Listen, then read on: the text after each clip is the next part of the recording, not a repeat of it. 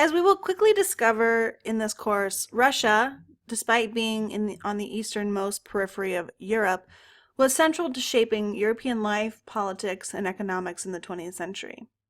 That role began in large part with revolutions that rocked Russia and its empire in the first quarter of the century. Autocracy, dysfunctional democracy, and a dictatorship of the proletariat under the label of communism reshaped Russia between 1905 and 1922, and those changes in turn redirected the course of European history overall. This week we will examine these forces closely. Evidence of its significance, some of the earliest and most cutting-edge films made were about the Russian Revolution of 1905. This week we'll watch two of these films. One, a French short from 1905, almost like an early 20th century news story reporting the events, and one of Sergei Eisenstein's marvels of early cinema, the battleship Potemkin. Potemkin is one of a trilogy from Eisenstein and is intended to be propagandic and serve as a founding myth for the revolutionary spirit of the early Bolshevik state. In addition to getting our feet under us in terms of setting the stage for European history, filmmaking, and Russia's role in all of that, we'll also be developing a vocabulary for examining and critiquing films. This week will be reading heavy and film light, with only Potemkin and the French short. Most weeks won't require this much reading, but it will be important that you complete the assignments this week so you are better positioned to succeed in the next 5 weeks. Like the failing Ottoman Empire and the volatile Austro-Hungarian Empire, at the turn of the century, the Russian Empire was cracking from within. So the 1905 revolution did not happen overnight. It was years, decades even, in the making. And we'll go through first some precursors to the 1905 revolution. 3/4 of the population of Russia were deeply dissatisfied with their place in the vast land empire by 1900. In the 1860s, the Tsar, or emperor, emancipated the serfs. The serfs were basically peasant farmers who were bound under the feudal system to work on their lord's estate. Tsar Alexander III, who emancipated the serfs in 1861, did so because he needed a labor force for industrialization. But their emancipation was more in theory than in practice. The Tsar paid all the land-owning nobles to free the serfs. In turn, the Russian government forced the peasants to pay back that money as a loan, on top of the taxes they were required to pay on what they produced. Notably, in the 1880s, nobles and the former lords who had previously owned the labor of the serfs wrote extensively on how Russia and the serfs were better off before emancipation, which is very similar to the way U.S. former slave owners wrote about the emancipation of American slaves. Dr. Amanda Bellows has a new book out on this very issue, which compares the way the slave and serf-exploiting classes framed their own nostalgia for the times back when they had free labor as a better time for the people they enslaved. Of course, this was not true. Despite the financial hardships that peasants in Russia faced in their emancipated state, the peasants themselves did not write novels or pamphlets about how they wished they could go back to being the forced labor force of the Russian nobility. Instead, they wrote and organized and resisted the new systems of oppression that were being levied on them by the Russian government. In addition to a discontented farming peasant class, Russia had a growing proletariat. As I suggested in the previous lecture, Western and Central Europe experienced a rapid industrialization over the course of the 19th century. After their spectacular defeat in the Crimean War of 1853 to 1856, the Romanovs, particularly Alexander III and Nicholas II, or the Tsars who ruled from 1845 to 1894 and 1894 to 1917, respectively, knew they had to industrialize as well. On the one hand, rapid industrialization created a new class of rural peasants, the kulaks, who became the major landowners, hired landless peasants, developed more efficient farming techniques, and sold off the surplus. But on the other hand, while the initial emancipation hope was that a large Kulak class would develop, it remained relatively small. Instead, millions of peasants escaped the poverty of farm life for the cities in hope they would find better economic opportunities there. So between 1860 and 1900, the urban population of Russia expanded from 7 million to 25 million. Most of Russian industry was foreign-owned. By 1900, half of the heavy industries were owned by capitalists from France and Britain. But Russia also became the world's fourth largest producer of steel and second largest source of petroleum. According to historian Abram Asher, the state participated directly in the nation's economy to an extent unequaled in any Western country. In 1899, the state bought almost 2/3 of Russia's metallurgical production.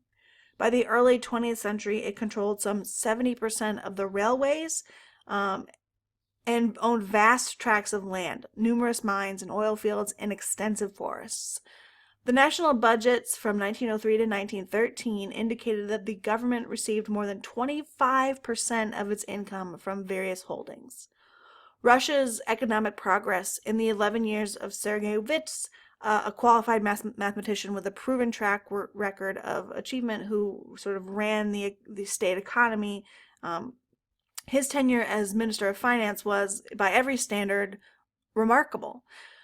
Railway trackage virtually doubled. Coal output in southern Russia jumped from 183 million pounds in 1890 to 671 million in 1900. So it's 6 times as much almost.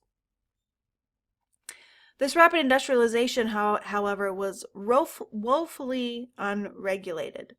The only major regulations were in 1885, with a law preventing employment of women and children at night, and 1897, which restricted the workday to 11.5 hours.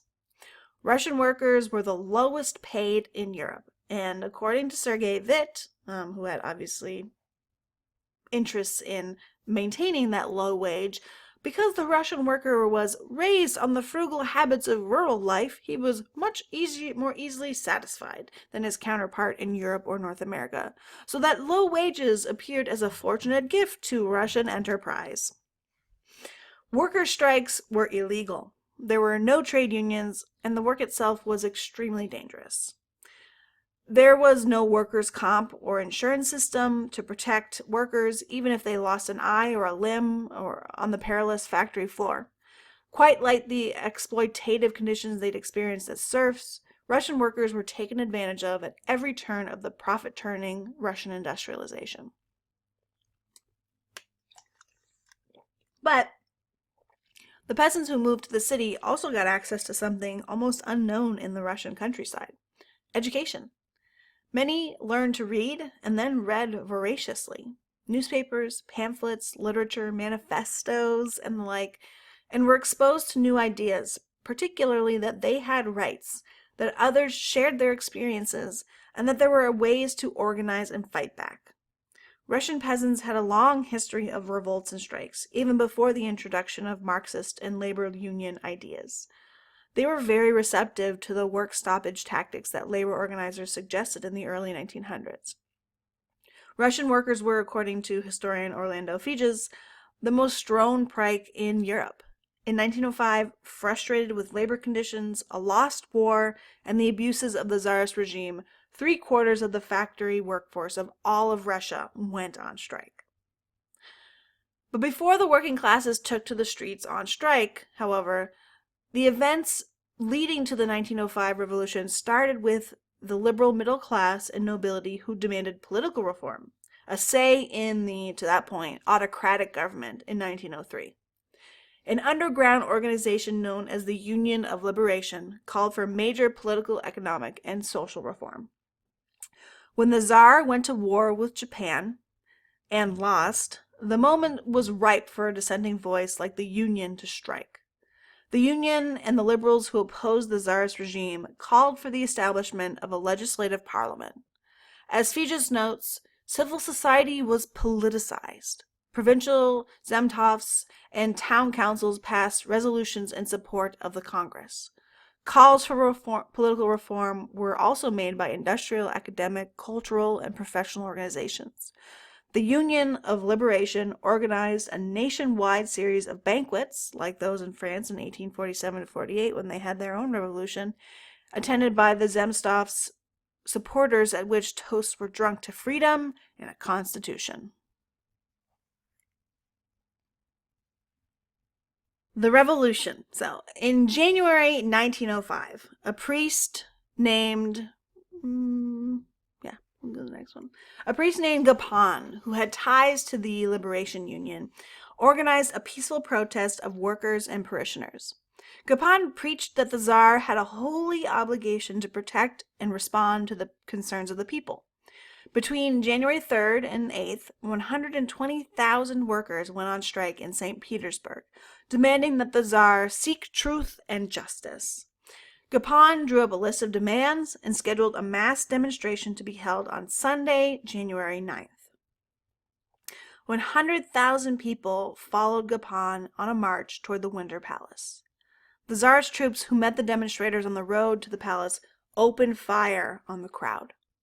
130 protesters were killed, and nearly 1,000 were wounded. Other demonstrators were killed by troops throughout the city. A day that will be known as Russia's Bloody Sunday launched the 1905 revolution. In the following weeks, workers across Russia protested the massacre.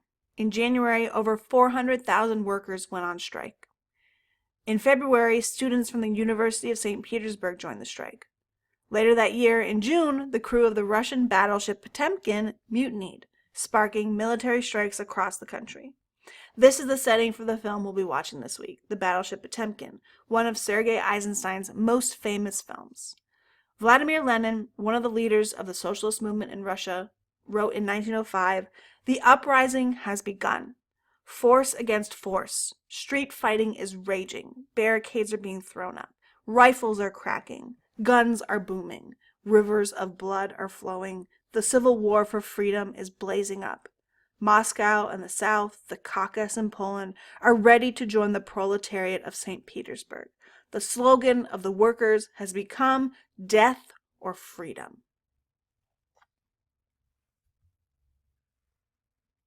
Peasants refused to pay rent. In the summer, they started seizing nobles' property, setting fire to over 3,000 manors. The government sent troops to quash the peasant uprisings, deploying over 2,700 times between January and October of 1905. Millions of workers, factory, shop and transport, bank and office, hospital staff, teachers, even the actors of the Imperial Theater of Petersburg, went out on strike against the Tsar. The general strike of October owed much to the Soviet of Workers' Deputies in St. Petersburg. Soviet means council in Russian. It's not a term owned by the later communist state. And the Soviet of Workers' Deputies was an ad hoc group of workers that convened to direct the general strike. It published its own newspaper, established a militia, distributed food, and inspired other cities to set up their own Soviets. In October, the revolution and the striking escalated.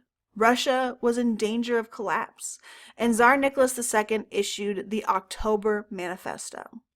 This was a document promising political reforms, and as Nicholas wrote later to his mother, there was only two ways open: the manifesto or to find an energetic soldier and crush the rebellion by sheer force. There would be time to breathe then, but as likely as not, one would have to use force again in a few months. This would mean rivers of blood, and in the end, we should be where we had started, and with no possibility of progress achieved. The other way out would have been to give the people their rights, freedom of speech and press, also to have all laws confirmed by a state Duma and a constitution. The Duma, an elected legislative body, was established. New political parties were created to meet the needs of the new parliament, including the Cadets, which was a radical liberal party committed to political reform along the Western example, the Octobrists, and the Union of the Russian People, which was extremely nationalist and anti-Semitic and supported Nicholas II, whose paramilitary group, the Black Hundreds, killed revolutionaries, and carried out pogroms against Russian Jews. But not all revolutionaries were satisfied by the promises of the manifesto. The workers and peasants were largely ignored by the reforms of the manifesto, and immediately started striking and fighting back in the rural parts of Russia. Vladimir Lenin had returned from Geneva in November and organized a revolt in Moscow. The police arrested the leaders of the Moscow and St. Petersburg Soviets, and the Moscow Social Democrats called another strike and armed the workers. Moscow was a battlefield. Lenin wrote about the scene, a story that was intended for a newspaper but went unpublished. He wrote, "The mob threw up barricades with barbed wire entanglements and red flags on the Shuisburg Highway, then at the Narskaya Zastava, on the Trotsky Bridge, at the Alexandrovsky Gardens, and at the public gardens in Nevsky Prospect. Stones were thrown and shots fired at the troops from the adjoining houses. The crowd disarmed the police. Schaff's armory was looted. In the first and second areas of Vasilevsky Island, the mob cut the telegraph wires and knocked down the telegraph poles. A police station was smashed up." Over 1,000 civilians were killed in the Battle of the Barricades, this scene that Lenin was describing.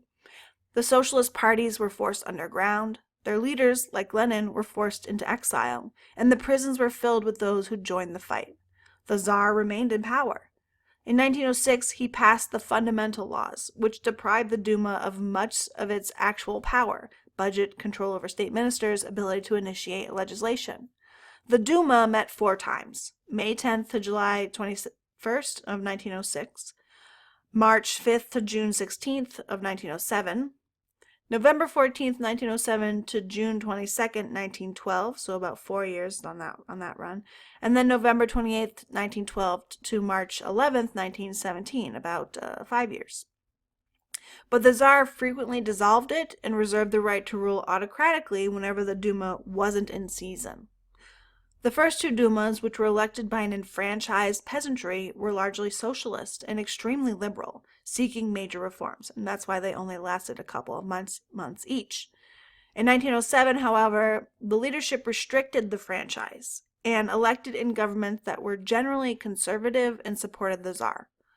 Those Dumas remained in session, advising the Tsar for much longer stretches of time. So as you think about the films for this week, the French documentary following the 1905 revolution and the Eisenstein film dramatizing these events, I want you to think about their message and goals and how they fit in with this larger picture of the revolution. In some ways, the revolution was successful for some people. The Duma existed until the 1917 revolution, though its efficacy was determined by its willingness to obey the Tsar. In the end, however, the economic, social, and political discontent that drove the rural peasants and urban workers to join the revolution did not change. Jewish people were still persecuted by state-sanctioned pogroms, ethnic minorities were still oppressed, workers who went on strike lost their jobs, the leaders of the revolution had to flee, the wealthy stayed wealthy, and the poor stayed poor. But here was a mass movement. Millions of Russians who stood up to resist and fight their oppressors. For Lenin and the revolutionary leaders who plotted and planned over the next decade, that was the hope they needed.